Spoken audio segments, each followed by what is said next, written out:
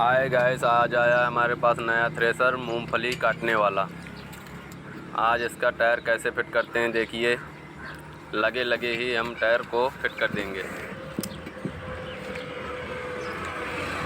पहले इसका ट्यूब अंदर करते हैं।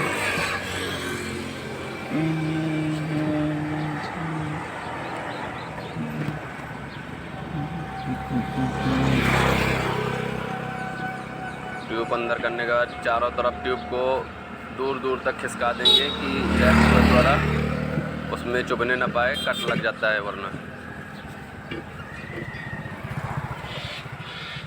क्या सेकंड का बनाओ।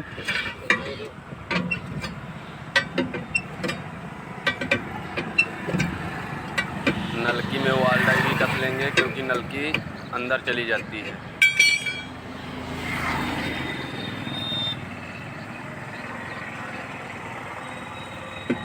वाल डाई कसने के बाद फिर अपना चढ़ाएंगे टायर को।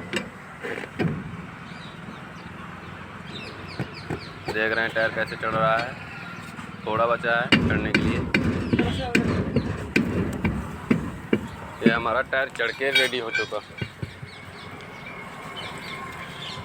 अब हम इसमें वाल लगाएंगे। इसके साथ